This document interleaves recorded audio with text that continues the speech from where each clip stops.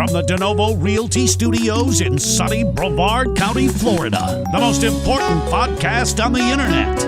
Ladies and gentlemen, Denovo Realty Radio. I'm Garrett Bell with Denovo Realty, joined with Flavia with Denovo Realty. And today we are going to talk about purchasing Airbnb. So we often get questions from clients who are considering buying an Airbnb and, where do they start and how do they pick the house and how does it work? So we're going to dive in deep on that today. Yes, I am so into that Airbnb life. Yes, so you've bought some yourself. Mm-hmm. So tell us about that. Okay, so first back in the days, all the Brazilian investors were buying properties next to Disney. I was looking, oh my God, they are making some money, Yeah. And then, but I never thought that here in Brevard County would be so good now. All the investors are being so successful, and I start, looking and saying, I'm going to put my money where my mouth is, because I'm telling people invest in Airbnb, and I don't have any. So I had one particular client from Miami that he bought 2 houses in Cocoa Beach, and it was just check in, check out, like right. And I loved it. I just fell in love with all, that dynamic. And I feel that it's easier too. Like people come for vacation, they're happy, they are in the vacation mood. Yes. They're not like a tenant, long-term tenant who the only time you hear from them is when they have problems. Or whatever. Yeah.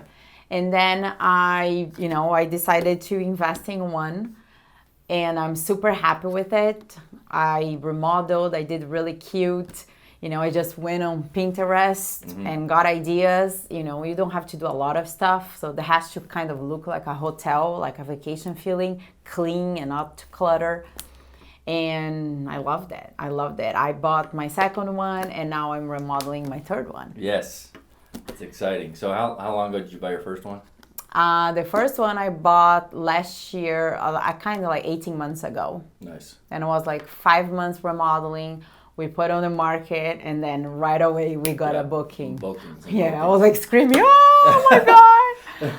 So, but it was, it makes it easier when you have a keyless entry. Mm-hmm. So you just send them the email, how to get in the house. And so I highly recommend this book. Airbnb Bible book. Yes. You read it already? I'm like halfway through it. Okay. So I bought one in December that I'm going to Airbnb. I've had long-term rental properties, but I haven't tried the Airbnb yet. So I'm excited to You'll love it. Try my own. You'll love it. Yeah. And I love too that people say, how long, you were going to ask me that, but how much time we dedicated. And that's a good question. And if you follow, this guy has over 100 Airbnbs. So if you follow all his experiences from past properties all over the world, he teaches you a system that you can do your, once a family, book your place, they get a check, a welcome and thank you for booking 5 minutes later. And then you can schedule all your messages, a pre-check-in message, 24 hours later, you just say, hey, just want to check in, make sure you're happy and everything is okay. And then one day before they check out, remember, tomorrow is check out, blah, blah, blah. And then after they check out, thank you so much, you're awesome. Even if they leave a mess, you just say, you're awesome, you're 5 stars, and leave me a review. Because you want to build up the reviews. You want to build up the reviews because your goal is to become a Superhost. Yes. Once you're a Superhost, you make 75% more money than anybody else that is not a Superhost. Yes. Because a lot of people, when they go on Airbnb site, they just want to look for properties that are Superhosts. So they filter, and then if you're not, you don't even come up. And I'm a Superhost. Yes, just Superhost. saying. Yes. Awesome. How often do you go to the actual property? I am lucky to have an amazing cleaning lady that has been working with me for 14 years. So, and I trust her, like, I'll leave $1 million on a table. I know she's not going to touch it. Yeah. So, when she goes in to clean and everything, if she sees anything like a hole in a towel or something like that, she takes a picture, sends it to me, and she said, I'm going to remove these. So she really takes care of it, make sure the bed sheets are very clean, no stains, everything is organized. So in the beginning, I was going after her just to check. Yeah. Make sure but she has been working for me for so long, and I know, and honestly, sometimes I stay like months without going there. Yeah, well, that's an important piece. Is I think people are concerned with that are working full-time jobs. How much do I have to actually go to the property? Yeah. And I know we've talked about that before, and that's a big piece. If you don't have to go to the property and for sure check on it and fold the towels and a little make the little elephants. Do you know what helps too that I've done, and the book teaches you too? Take a picture exactly how would you like to leave the house for the guest. So I like to roll the towels and put 2 towels, one across like this in every bed and everything. And in the beginning, I was like, until I build my Superhost, I like to leave a note, handwritten note with a bottle of wine. Yeah. And, sometimes I still do that. But in the beginning, I was like, doing every little thing that you can get building up the reviews is super important on Airbnb. And then also if they tell you, I had one that was gonna come with a 1-year-old birthday party, so I left some cupcakes. Yeah. So once they get in, they see that, they're like, oh my God, Superhost 5 stars. Yeah. Yeah. So, and I care, I like it. Yeah. No, it sounds like it's actually enjoyable to do, which is another big piece of it.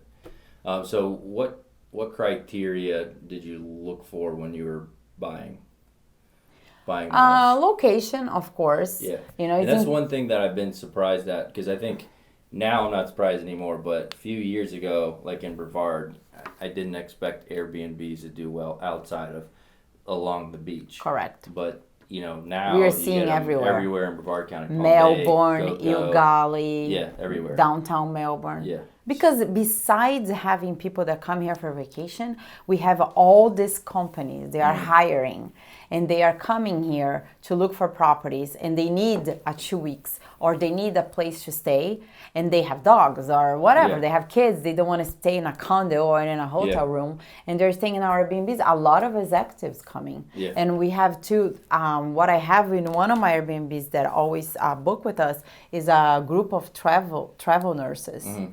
So I've heard that's you get a lot of Airbnbs from travel nurses. So we have, I feel that we have it all. Yeah. We don't have only tourists. Right. We have these actives, and Brevard County doesn't have a 4-star hotel yet, and some of the companies only put their actives in a 4-star hotels. Yeah. Otherwise, they get an Airbnb.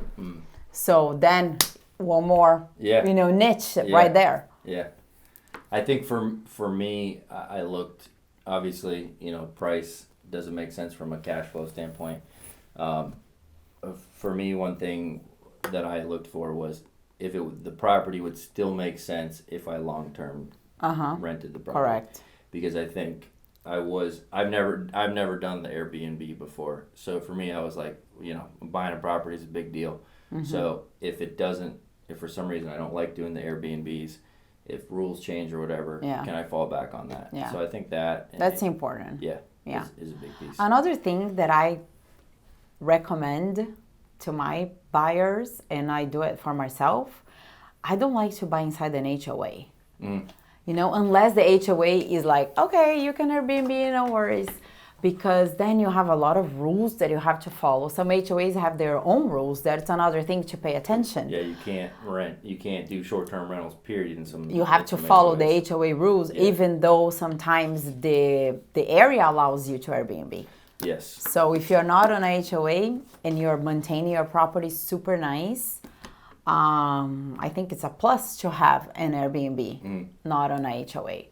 Yeah, and that is definitely a source of confusion for people, is where they can do Airbnbs at. And it's not a straightforward answer. You have the county rules, and you have unincorporated areas of Brevard County that you got to go off county rules. And then if it's in an HOA, then you got to check HOA restrictions. Same thing with cities. If it's a property incorporated with a city, then does the city allow it? And So there's a lot to check, and it's probably outside of the scope of this video. And the other part about it is those rules can change, so they're not always set in stone. So for us as agents, we have to recommend to our clients to do their own research too, because those things change, and we don't want to tell you can do it and then all of a sudden something changes. Or though there is a lot of complexity to it, and it is obviously a big factor in figuring that out, because you want to make sure you can do it when you buy an Airbnb. Yeah, for sure.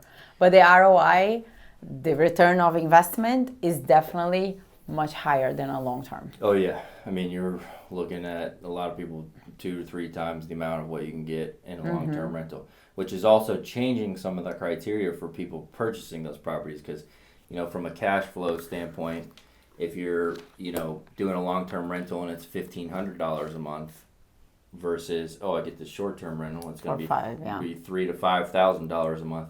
Well, the property makes a whole lot more sense because your margin's so much different. Yeah.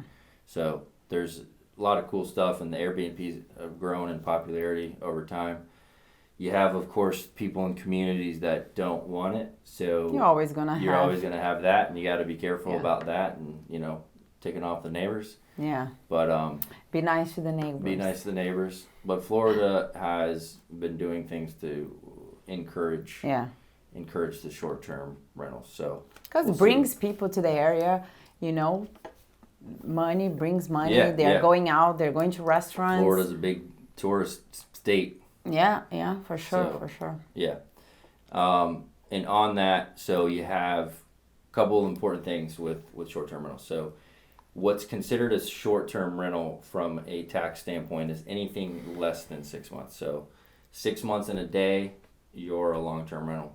6 months or less, you're a short-term rental. So you have state tax on that, and you have your tourist tax. State tax 7%, tourist tax 5%. So when you're doing short-term rentals, you also have to understand that you have taxes on that as well. That would be different than doing long-term rentals. Yeah. One thing that I like about the Airbnb app is that they take the taxes for you, and then they send you a document in the end of the year with everything, so it's easier for you to give to an accountant. And another thing that I love is that you charge the guest for a cleaning fee. So depends. I charge exactly how much my cleaning lady charges me. I don't make money on that, but some people clean themselves and then pocket that money. Or the person charges $150 and they charge $250. You make $100. Yeah. So that's something good too, because then they pay for their cleaning fee. Have you noticed? So yours are in Mare Island. Have you noticed any seasonality as far as certain times of the year? As far as are you going times without booking? How's your vacancy rates? Is it are you pretty booked all the time? I'm pretty booked all the time. I might have 5 or 6 days out of the month that is not booked. And that's really good. Yeah. Yeah. But, and I don't allow pets.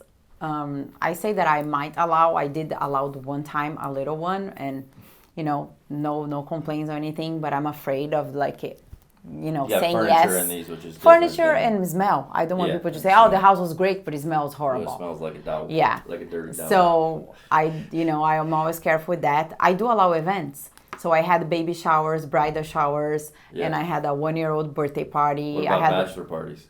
Bachelor parties? That's fine. That's probably not a good idea for those.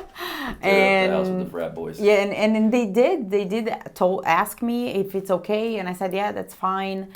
And everybody, I had a really, really good experience so far. I just had one really out-of-the-box person that thought there was... Out of the box, that's a good way to describe it. That thought there was... everything was getting recorded. So she was like, I think there's a camera in my room. I think there's a camera in my bathroom. And then she was a little paranoid? Yes! And then she locked the door and grabbed a chair and put chairs behind the front door. So he scratched the door. Oh, but Lord. I still gave her a 5-star review. Yeah, that's funny. There was an incident that they had in Airbnb that there was cameras. Yeah, yesterday was in the news. Yeah, there was a big lawsuit and stuff. Yeah. So yeah, don't record inside here. No, and Airbnb, I'll give you $1 million liability outside. Outside of the house, Yeah. But Can't have them on the inside of the house. Yes, that's important. For pretty obvious. Yeah. So when you purchase the properties, obviously there's a lot of different ways to do this, and I've even heard, I don't know anyone who's ever done this, but people that go into long-term rentals that allow subleases. And that's all over Instagram. And that's a popular thing on social media these Yeah. days. But they're renting the property long-term, and then they're Airbnb that property.